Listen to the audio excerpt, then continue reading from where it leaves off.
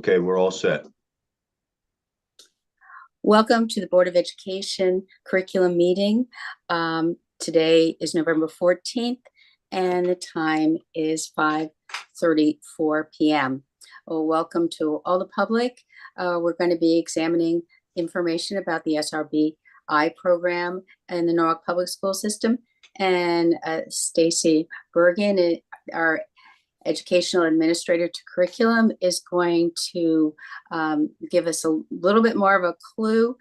Before that, I have to just mention that our Board of Education members are here, Erica DePalma and Colin Hostin. And so Stacy, take it away. Hi, good evening. It's good to be with you in community this evening. I am lucky to have many of my colleagues here alongside me.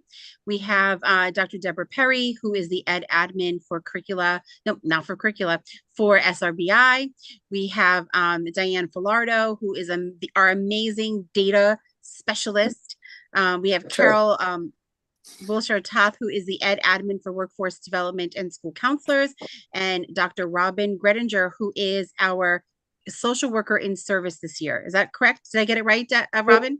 Social worker in residence. Social worker in residence. So they will be sharing with the larger Norwalk community some of the work that we have been doing over the last year and continue to move forward this year with regards to the SRBI process, the structures and systems that we put in place based upon our data analysis of the students who we serve throughout the city of Norwalk.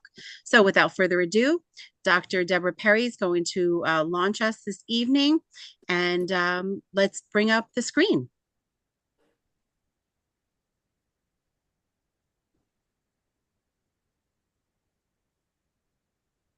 Great. So thank you so much, Stacey, for the introduction. I'm excited to get started and to be here tonight. Just to, again, reframe what we're going to be going over tonight. We're going to be starting with an introduction of what is SRBI. We're going to go over a WIN update of what I need. We're going to review some data from the beginning of the year information. And then we're going to go into a little bit more logistics with the improvement teachers, talk about some new things that we've been working on and initiatives and how we've been working on them, and the collaboration between academics and behavioral SRBI. So to get started, on slide 3.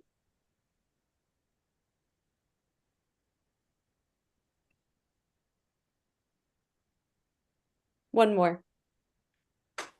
Thank you so much. So just to reframe what we're thinking of with SRBI, SRBI stands for Scientific Research-Based Intervention. We have our core instruction, that tier 1 support, which everybody receives at that level. Then we have students that needs more support. Could be academically, could be behaviorally. And we're looking at them in different ways and targeting their supports. We target that intervention sometimes in a smaller need with smaller group, maybe a 6-to-1 ratio in small group pull out during WIN time, or we could be also pulling them during the school day during a necessary time with an improvement teacher. And then we also have some intervention at the tier 3 level, which is more intense. It would be a smaller group. It would also be more frequent. It could be daily. Next slide. So we went over what WIN was last year, but I'm really excited to go over it again. We have updated it and really made it even more special. So WIN is what I need. And we've been able to support students well with this in enrichment and be able to offer intervention. So we've been able to offer both supports in whatever they need and even on grade level support.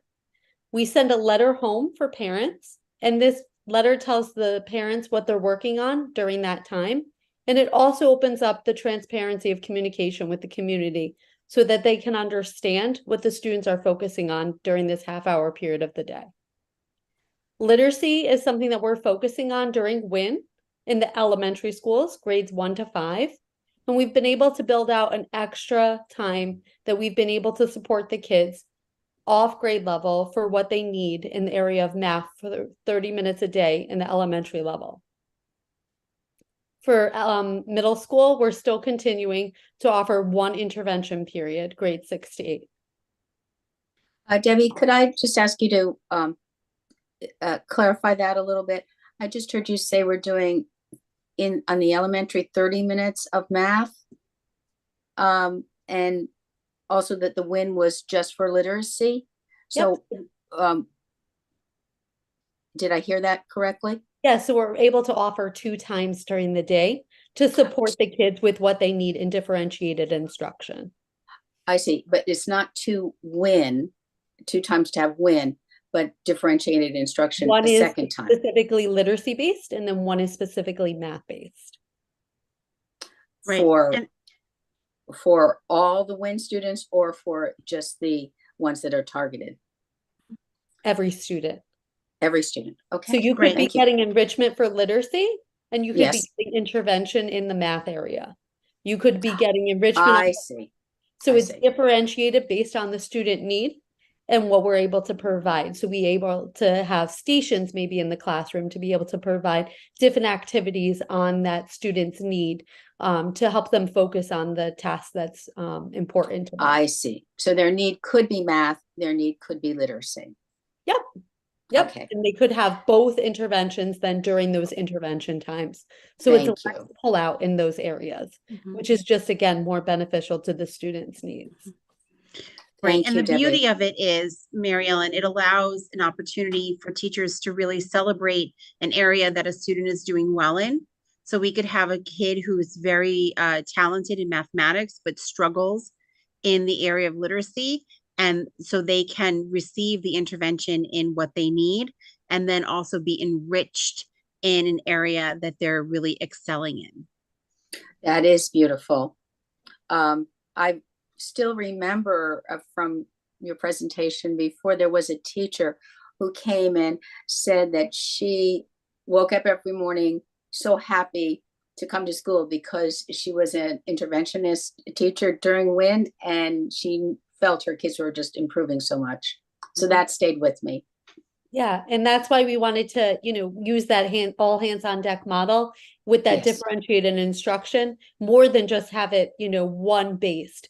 And so we were able to build out that 2 times based in the elementary levels.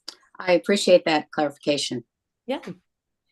Something else that we've been able to work on is have progress monitoring tool that is standardized. So it's based on the Common Core standards that's focused on really understanding what the students' focus is and really where the gaps are. So for learning, that we're able to incorporate those and make them a little bit more targeted also.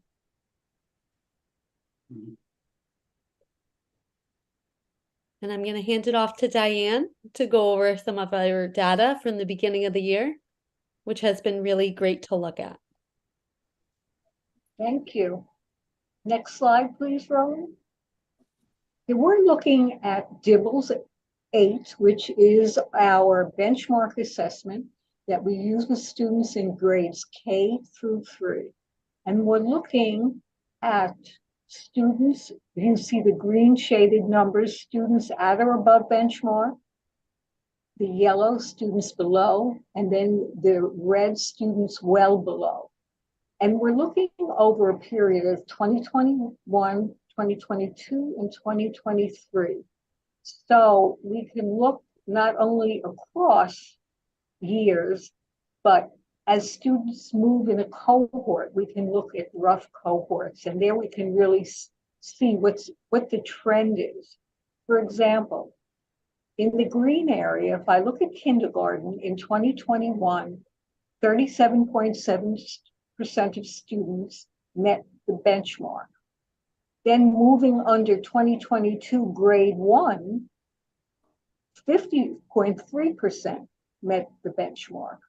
Then as students move from 1 to 2 under 2023 grade 2, we see 56.3%.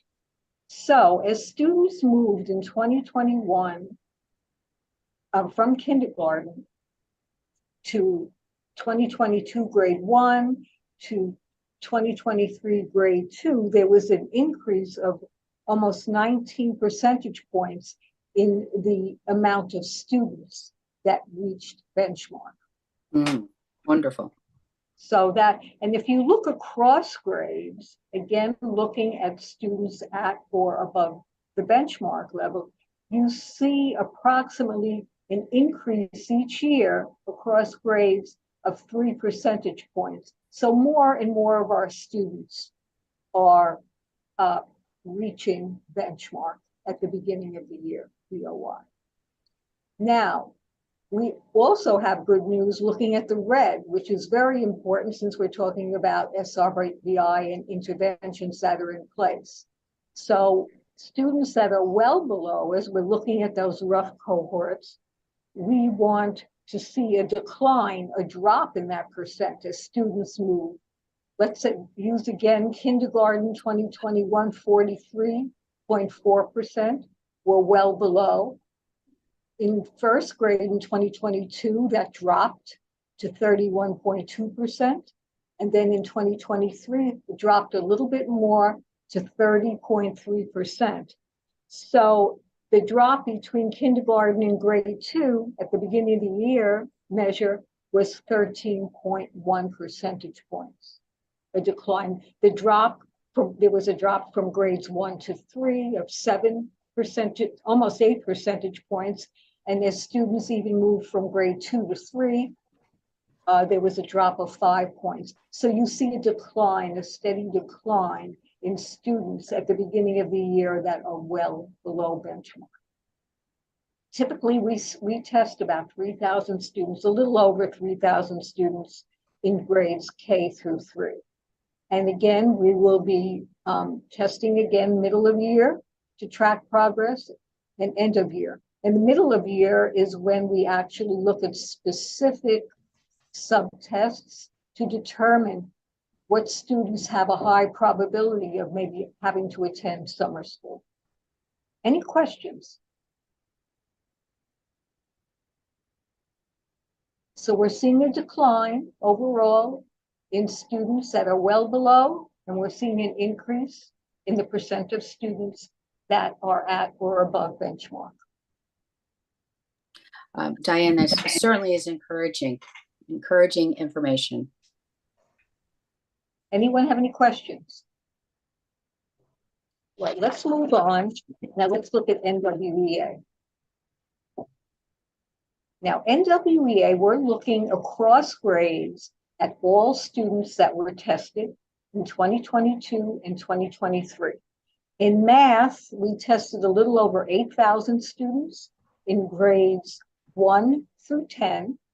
And in reading, we tested students in grades 3 through 10. And it's approximately 6,400 students that we test each year. And we see achievement levels color-coded.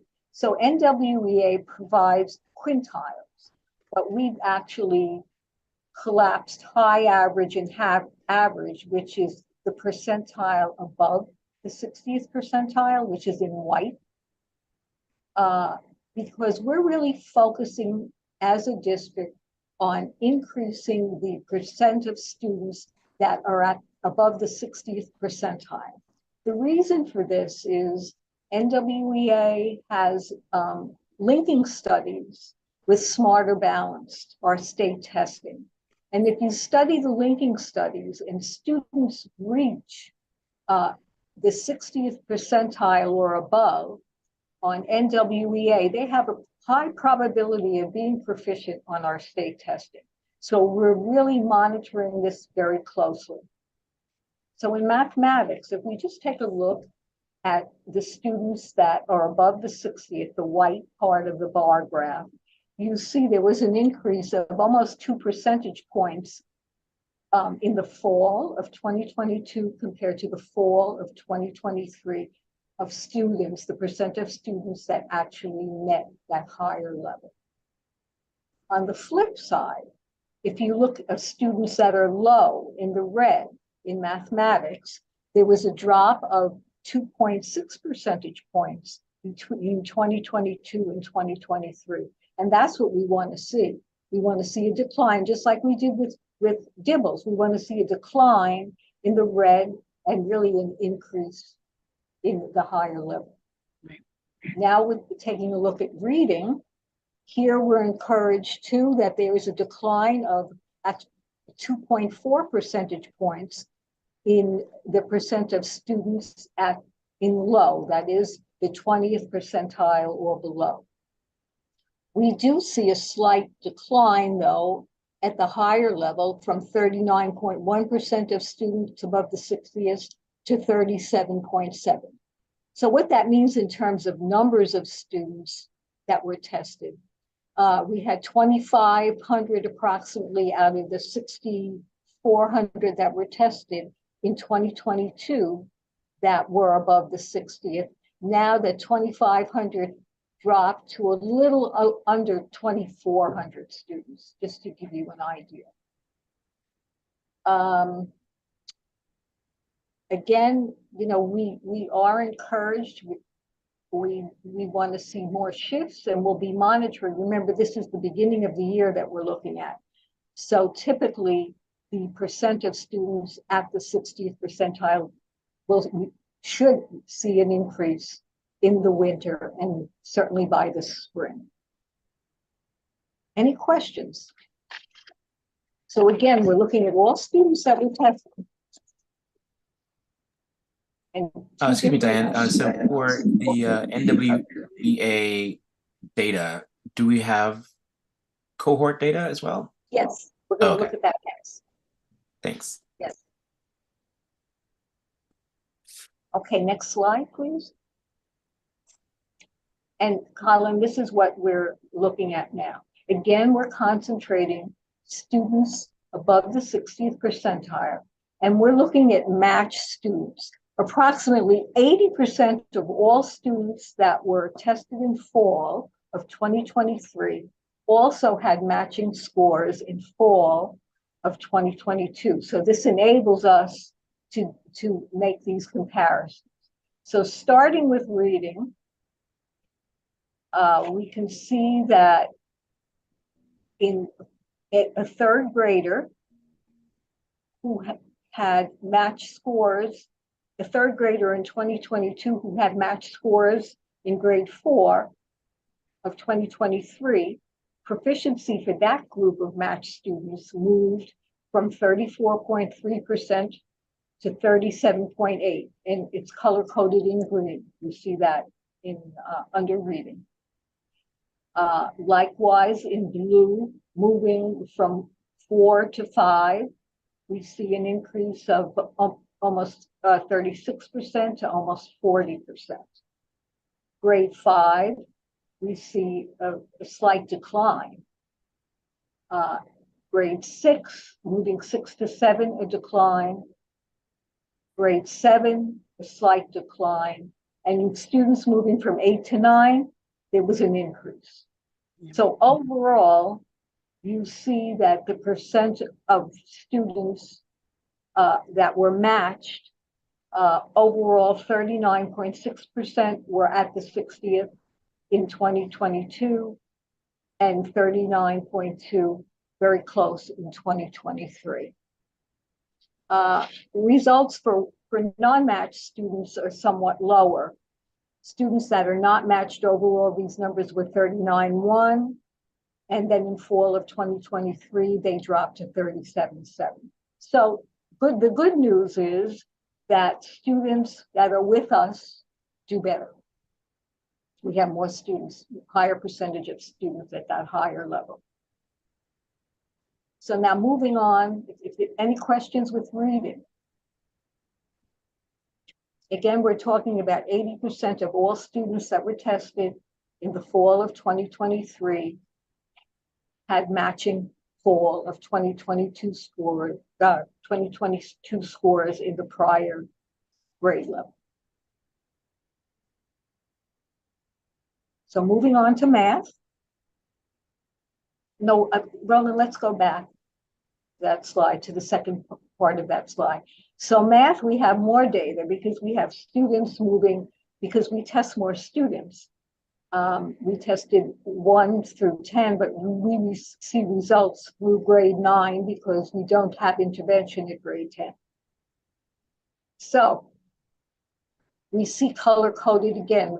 We see a good pattern, the pattern that we want to see increases, not starting until students move grade 3 to 4 in the green. 4 to 5, there was an increase. 5 to 6, a slight increase. 6 to 7, a substantial increase. 27.5 in grade 6.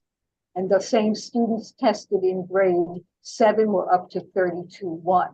Large increase again from grade 7, moving from grade 7 to grade 8, and a very large increase grade 8 to grade 9.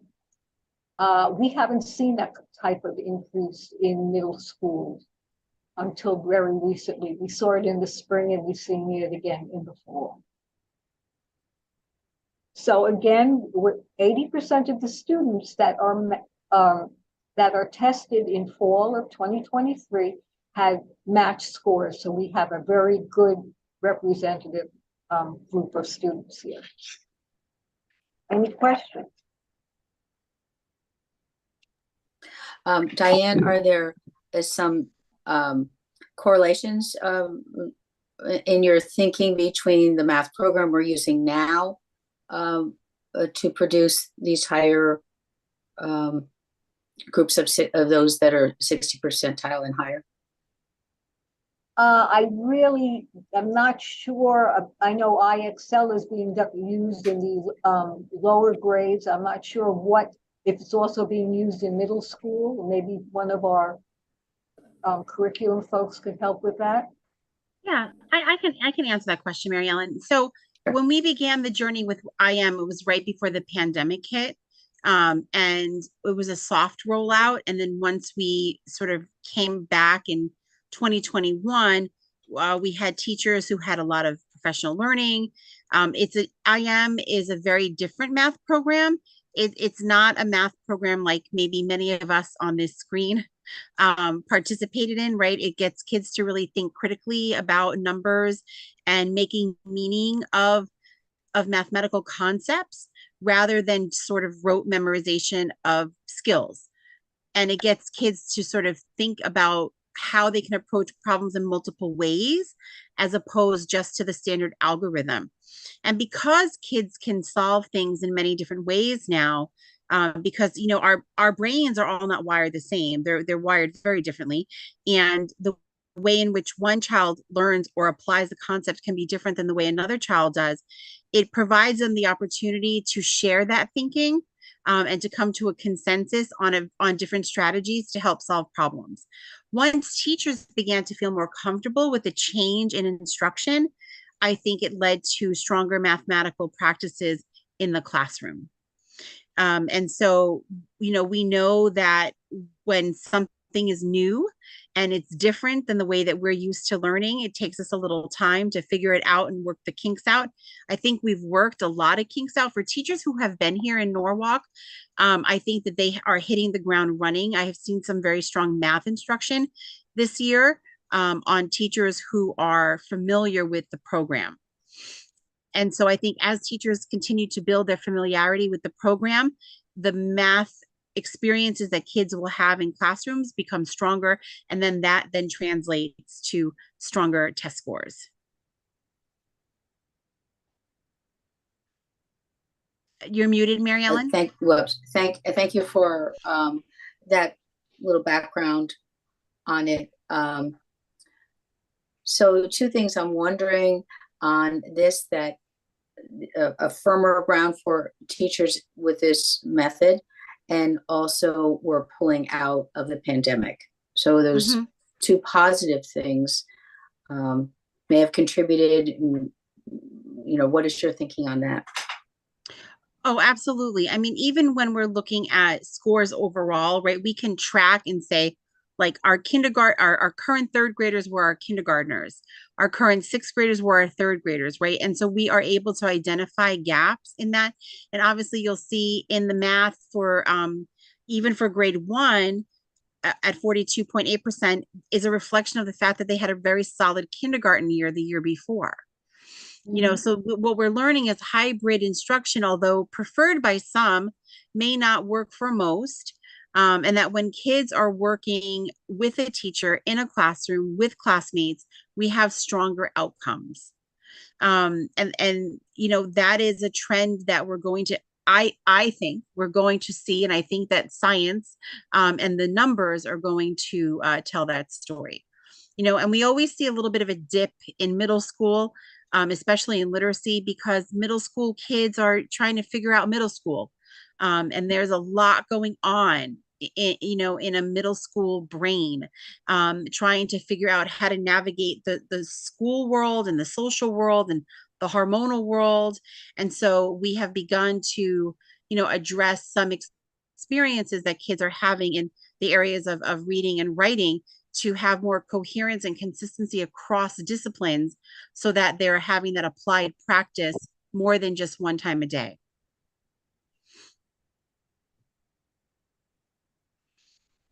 And so, Marielle, I know you've heard me, and Colin, you as well, and Erica, if you're still here, that change takes time, you know, 3 to 5 years. Yes.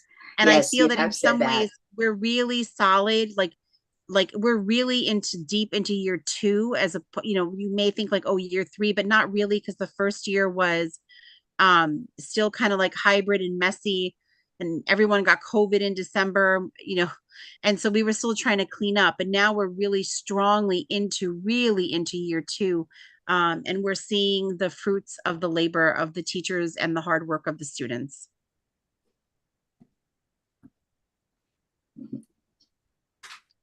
I would also like to add the fact that our chronic absenteeism rate is declining.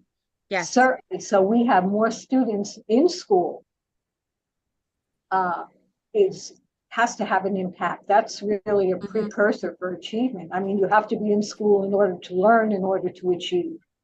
So it looks like the beginning of the year, we are seeing a decline in chronic absenteeism in comparison to the beginning of the year last year. So hopefully that trend will continue and impact learning for students. Yes, I agree, Diane. All right, should we move to the next slide? Sounds good. Okay. Now, we've been focusing a lot on progress of our MLL students.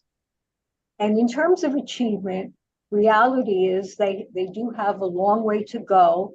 A good majority of them are in the lower percentiles. But what we're looking at, the percentiles that you see in these charts are not for achievement, but for growth. And there's 2 sets. We're looking at the strength of MLL growth in math and reading from fall 2022 to fall 2023.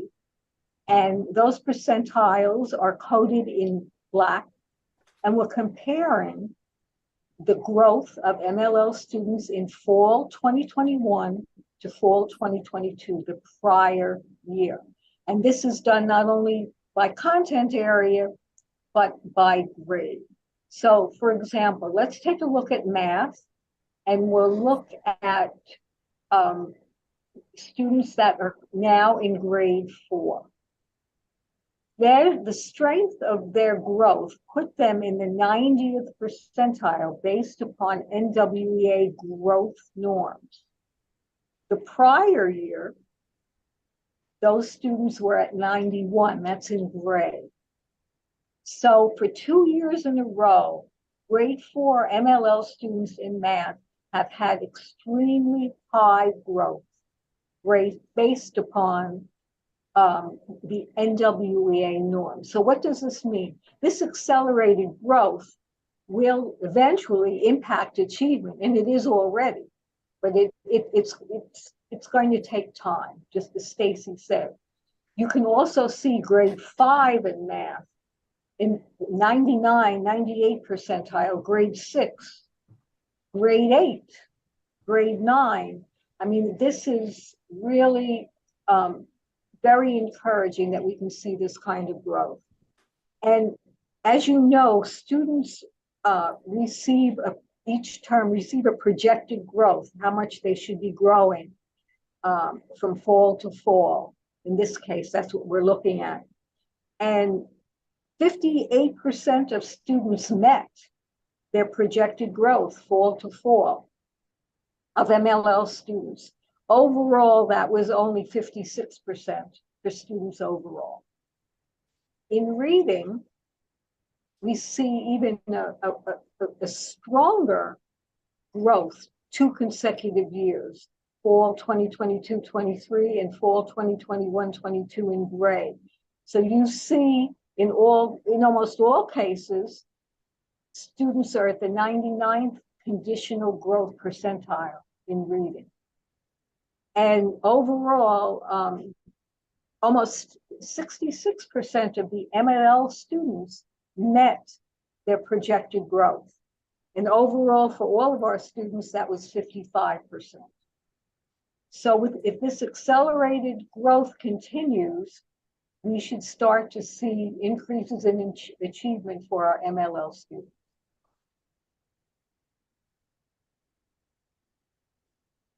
Again, typically 50% of students make their projected growth. So we as a district, we're above that. And certainly for MLLs in reading, we were almost at 66%. Any questions? I have a question, Diane. Yes. When I'm looking at the reading and I'm looking at the low average in orange down in 10th grade, I see that 26 in gray. And I'm wondering, I mean, that is an incredible 26 to 99. Could you explain that a bit? Well, students that had matched scores, so we're looking at two different cohorts of students. They just happen to be in grade 10 at different years. So students that were in grade 10 in the fall of 2022, we looked at that growth from grade 9 to grade 10. And based upon the norms, their growth, they did as well as, they did better than 26% of students in the norming study for growth. So now we have a second set of students, grade 10 in 2023. When they moved, they had matching scores in 2022 in grade 9. But when we look at that group, that cohort of students, the growth that that group had 2022 to 2023 was at the 99th percentile. So they did better than, their growth was higher than 99% of students in the norming study. That's incredible. That sounds as if that group going from grade 9 to grade 10 was galloping along, really, really gaining. So were other ones. So were other ones too. I mean, look at students move 5 to 6, the 99th percentile in 2022-23. Grade 4 to 5. So we see very strong growth in reading for our MLL students. This is very important to look at when you're imagining how students are moving through any curriculum.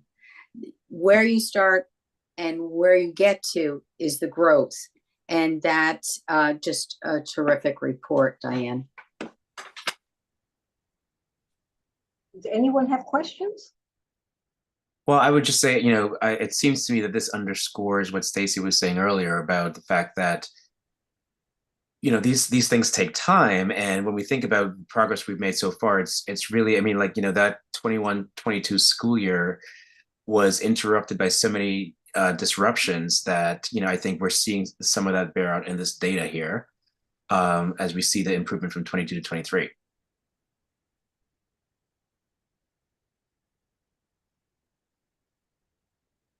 Slow and steady wins the race. Well, I think we're seeing it. This is great. Great, and I think that's a great segue to the next slide. So I really appreciate that segue, Mr. Hostin. So I just, really want to highlight, like Mary Ellen was just talking about, those improvement teachers and really talking a little bit about what they've been doing. So they've been working with those students who need additional support through intervention and working in those small groups, either 6-to-1 or 3-to-1, with students that have that foundational applied skills need that is outside of tier 1.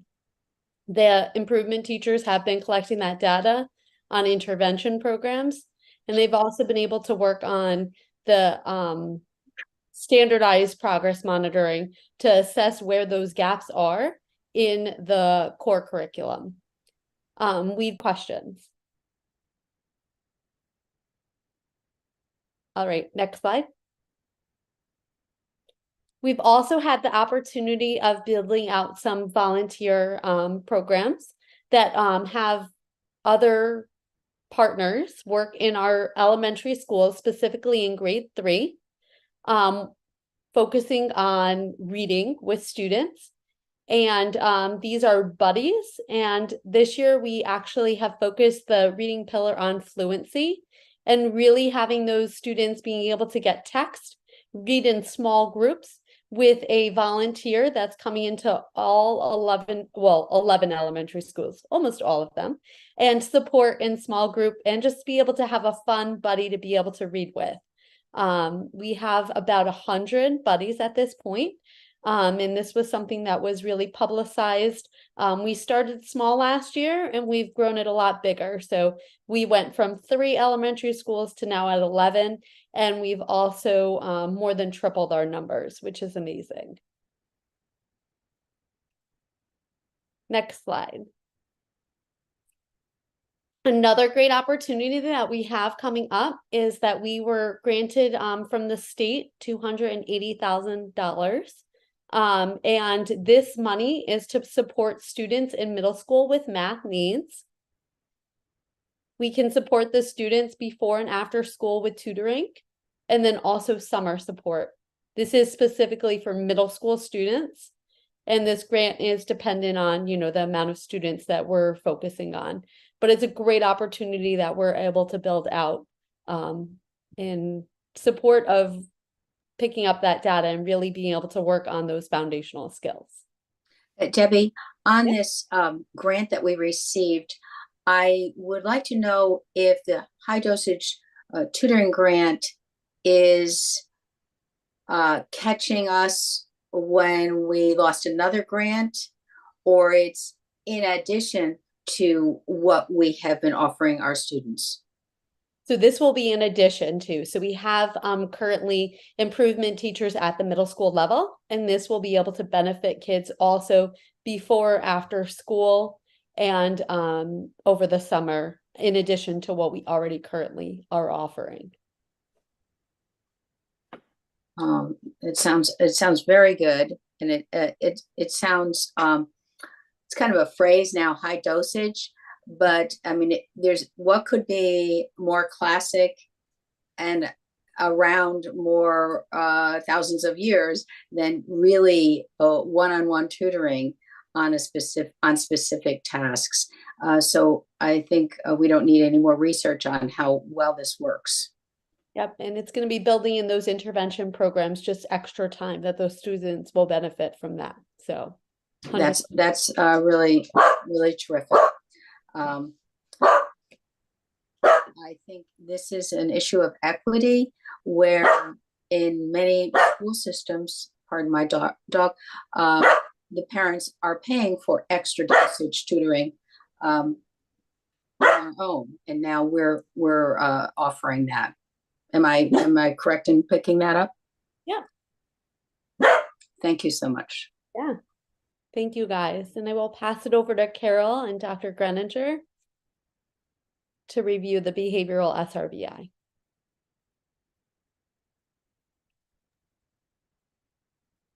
Great. Thank you so much. Hello, good evening, everyone. Carol Wilshire-Toth wanted to start out by talking about the SHAPE assessment. So the SHAPE assessment stands for School Health Assessment and Performance Evaluation System. And this really came to us at Oral Public Schools out of a behavior health pilot grant that we were able to receive. The purpose of this was to access our 21 schools, our 21 schools and the district to really look at our behavioral health, to really look at the systems we have in place, what those systems look like, what they are offering our scholars and also our families, and family access to those systems. So it's actually very exciting work, perspective and a perspective of all of our schools as to what is currently in place and what does this look like. This is accomplished with a school mental health quality assessment tool that's being used. This particular surveying tool is being administered by a team of district leaders. So as the district leaders are working within each school system to work on these assessments, it's being done in a very standardized way across the board for all schools. We also have a district shape team in the district led by Rob Pennington, and that team includes our social worker in residence, Robin Gredinger, myself, and Marissa Mangone with Mid Fairfield as well. So that is our district shape team. And from that, the work happens in the schools on individual levels in terms of assessing where the schools are in the process and where they are in terms of the health systems that they have in place for mental health. One of the things that we do is we meet monthly. We have committee meetings at the district level with the Child Health and Development Institute, sometimes referred to as CHDI, and they're really helping guide the work and really helping us at the district level to set the standards, expectation, and guide that particular work. And CHDI also works in partnership with the state of Connecticut. So there's a really nice anchoring that's happening. There's a really nice foundational structure to all of the work.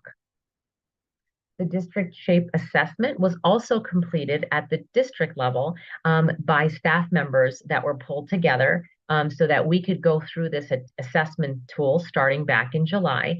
And it was completed in August. And that had on its staff from K to 12 representative of all the different schools when speaking about the district.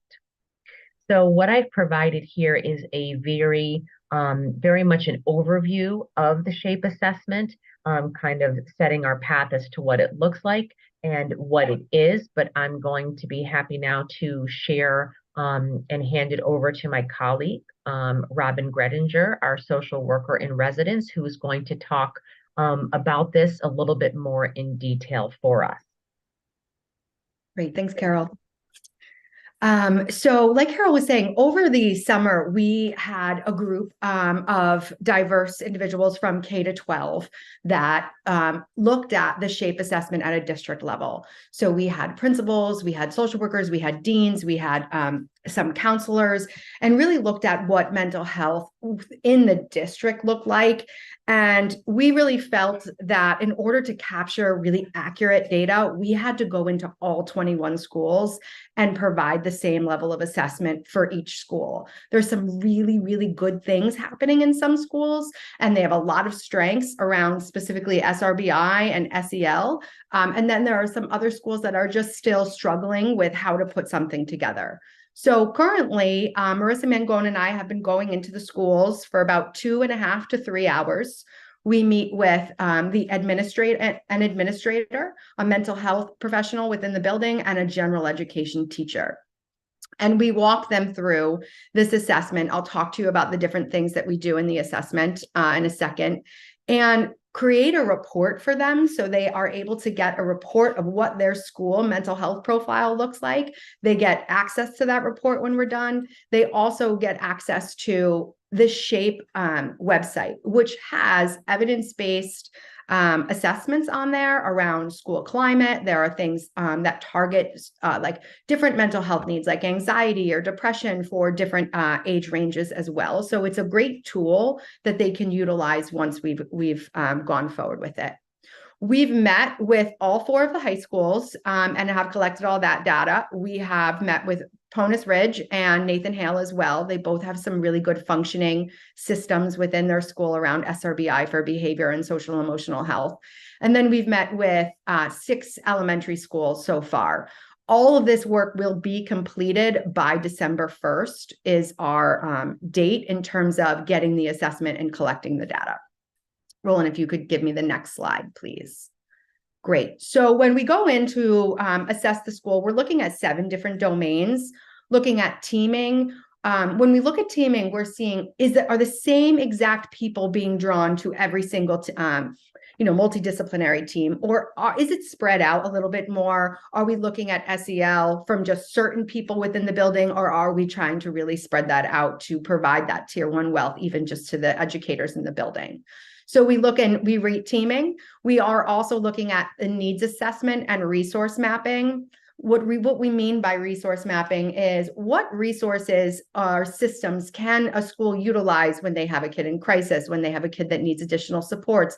What other outside agencies can provide some school-based health supports as well. So we take a snapshot of every single school for that, to help provide some additional information later on, which I'll discuss. We also look at screening tools. We know that when a kid is in crisis, they're going to show us behavior. But what we know is that there are kids that are internalizers who are much more quiet, who aren't standing out as much, and we don't really have great screening tools to look at those kids. So we're trying to see right now, is there a school that's possibly using a universalized evidence-based screener that we would want to look at pushing out to all of Norwalk Public Schools. Then we look at tier one mental health services across the board in terms of school-wide expectations. Some elementary schools are using PBIS, some are not. Some middle schools are also using PBIS, some are not. But really, what does that tier one support look like across all levels? In high school, you have like house, so they meet with some of those and advisories. And then we look at early intervention for tier two and tier three services, specifically for mental health, and looking at how are we catching those kids? How are we documenting that data? Do we have a place to keep that data? What does that look like? What does the follow-up look like? What does the connection to systems look like as well? So really dissecting what those tier three and tier two systems and services look like in school. Then we look at funding and sustainability within each school. We know there's a school-based budget, so we are seeing some schools that will have an SEL coordinator and other schools that are really struggling within that due to their budgeting restrictions. And then we also are looking at impact. How many kids have we assessed for suicidality? Of those kids, how many of them have gotten access to services and continue to receive those supports? So those are the 7 areas that we look and go in and assess, and they get a report that shows either green, like they're on target, yellow could use a little bit more work, or red, which means that we're going to make that an area of focus. So Roland, if you could show the next slide for me, please. Thank you. So the plan of action that we will be pushing out for this year is to look at resource mapping. This was an area that had been given to us by CHDI. Every single district that is working on the SHAPE assessment right now is looking at resource mapping as the first plan of action. So the resource mapping will be done district-wide for all the resources that we have in the district, and creating a resource map for that. And then individual schools will also have their own school-based resource mapping, because we have some schools that have more supports in them, or they're utilizing more systems within the community. So we want to make sure that that's documented. What the goal of this resource mapping is that it doesn't just get housed by the mental health staff. It really is meant to go to all educators. So that way, if you have a second grade teacher who's on the phone with a parent, and the parent's sharing some concerns that are going on, the teacher can say, I have some resources I might be able to share with you, and is able to share that, rather than having to go always through a mental health professional that's in the building. So it just kind of cuts out the middleman and gives the parent exactly the services that they're looking for.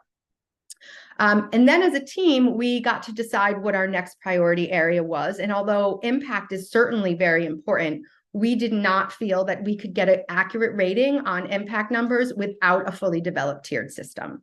So as a result, we made it our priority to look at providing a tiered intervention system for social, emotional, and behavioral health that looks at supporting kids across what does tier 1 look like in the school system? How are we implementing it? How do we make it a part of the daily milieu of what's happening in the school? And then really looking at tier 2 and tier 3. What we know about SRBI and tiered systems for social, emotional, behavioral health is that it can't look the exact same for every single school because it is based upon the strengths of a school. And so we have to kind of individualize what that looks like as well. Obviously, there's a base that we can come up with for each tier, but every school will have a little bit more as we start to roll those out. So those are our two plan areas and plan of action. The resource mapping should be completed by the end of February, and we're looking to have a tiered system at least written down to start looking at by the end of March, so we can get it rolling into the next year. Okay, great. So the last slide, Roland, please. And the best news is that Norwalk has been recognized and is being discussed as part of the leaders for the pilot program for SHAPE. When we first started this work in August, we were actually a little bit behind everyone else, but we have now actually surpassed them. And because we are going into every individual school, the state is really looking at us as a lead because we are getting it done quickly and efficiently, and have really been able to go in and collect some robust data for us to be able to utilize. So CHDI and the state is recognizing the work that Norwalk is doing, which is fabulous. Robin, the combination is really impressive. I would like to unpack a little bit about the assessments. Yep. When we're at an elementary level and we're talking about second grade kids, are we looking at the behavior, or is there an assessment that is given to kids that seem to be in trouble, or is there an assessment for everyone? I'm not quite sure on that. So that's a great question, Mary Ellen. What we know now is what's happening is kids with behavior. Obviously, behaviors impact people's ability to learn for that individual and then for the rest of the classroom. So behaviors are what we've been putting the fires out with. Ideally, a good needs assessment and a good assessment will look at all of the children and all of our kids from K to 12 to really look at targeting those kids we might be missing. Again, going back to those internalizers, the ones who are a bit more quiet, the ones who don't necessarily share as much, because we recognize that they have needs as well. And we need to target that. We need to first see what the needs are and then target whatever they are so we can help support them. So just pressing that a little bit more, who would be doing the assessment if we're going to be looking at every kindergartner, every first grader up through 10th grade? Sure. Who would be doing that assessment of all students?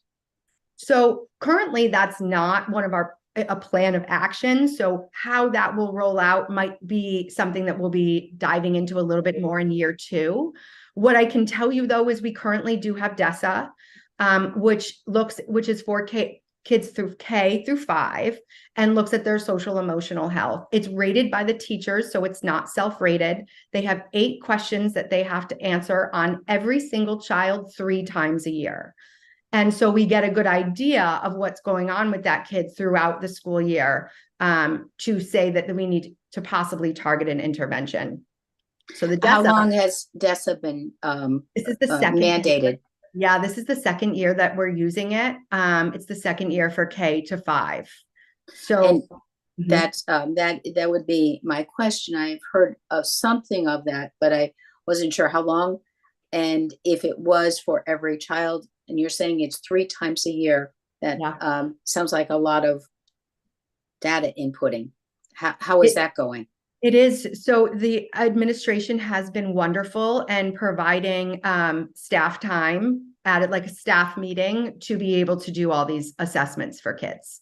What we found is that it was really, we had piloted some of this in the middle school last year, and we found it was really difficult for the teachers to be able to give an accurate reading because they only see a child for 45 minutes and they may have 150 kids that they have to monitor. So that we weren't really pulling accurate data. So we did go look at the elementary schools though, where the child is with the same teacher all day long. They have a much better understanding of what those kids' needs are. So it's a set of 8 questions.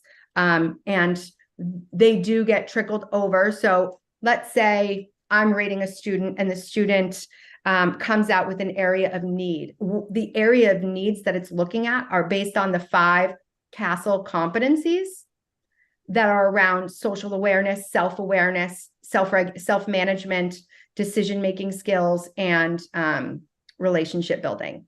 So if they're coming out in the red in one of those areas in the elementary school, DESA has programs that are attached to it that then they can go in and provide some tiered lessons, whether it be the counselor pulling a small group and then targeting whatever those areas were that came out, or say I'm going to do a self-awareness group. Say I pull like 4 or 5 kids from that grade, then I'm targeting it for a short period of time. And DESA does help you track that information within their website as well, where they provide those lesson plans also. All right, so I think I'm getting it. The elementary teacher has the responsibility of doing the assessment to the best that they can. They're not interviewing the child each time. They're Correct. thinking about the child that they know, and then the tiered activity will happen with a professional counselor. Am I right on that? Possibly, yeah. So if a kid's coming up in the red, then what we're finding is the teams are getting together to look at that and then say, okay, so is this a tier 2 intervention that's necessary, or is it a tier 3? Right now, we say that loosely because we're building the system around that. Each school is kind of doing their own thing, but what we're finding is that especially putting those counselors in the elementary school has been key and crucial to being able to target this, right?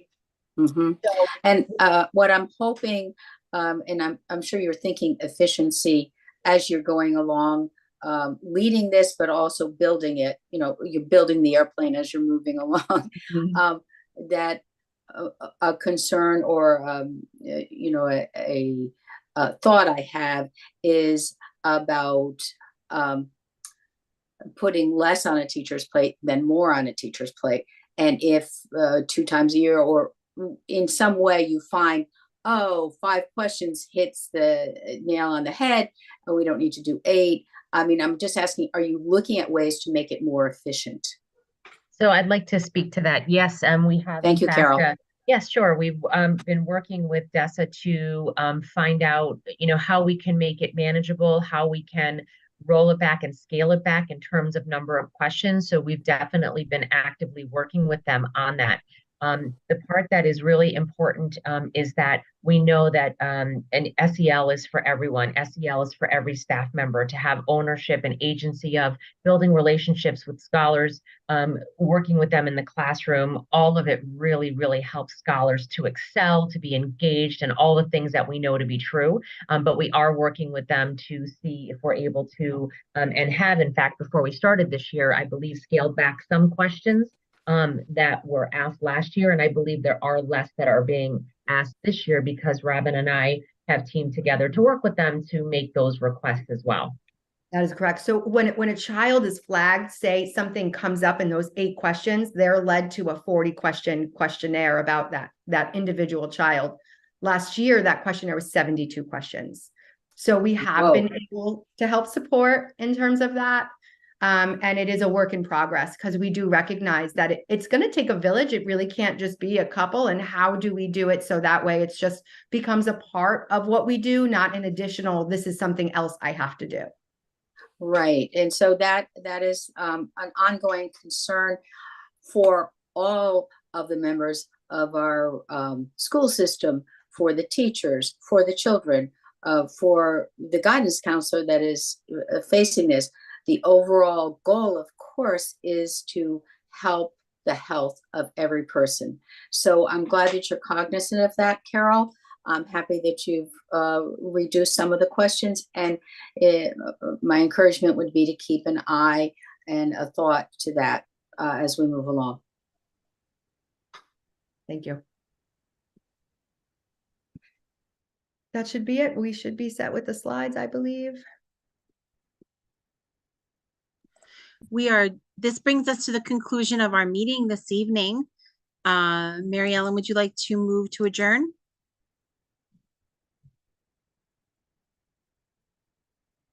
You're muted. Yes, would like to adjourn, but before that, introduce Rob Pennington. We're happy that you were able to join us after a while. We had some stellar presentations, a very important work for our scholars, for their academic and their mental health, and for our teachers and their support system too. Rob, would you like to say anything? No, I know that there's just a lot happening, and we were able to share not just some of the data, and we were grateful Diane could join, but also diving into the academic SRBI work that has been continuing, and also the work that we have been doing around the SHAPE assessment and really building out some of the behavioral mental health SRBI, but also just strong systems for our district. Mhm. And so I'm glad that you were able to hear that this evening. I'm sure that you were able to get a lot of information. Yes, we certainly were, and particularly the behavioral aspect of SRBI was, I knew something was going on, but this was the clearest presentation I've had. I hope parents and public, when they're listening to this in person or on tape, take in the information also. So thank you, everybody. Colin, would you like to make a motion to adjourn? I move to adjourn, and thank you, everybody. And thank you, everybody. So moved. Good night, everyone. Thank you for Night. coming. Bye. Thank you Thank for your you. work. I appreciate it. Thank you.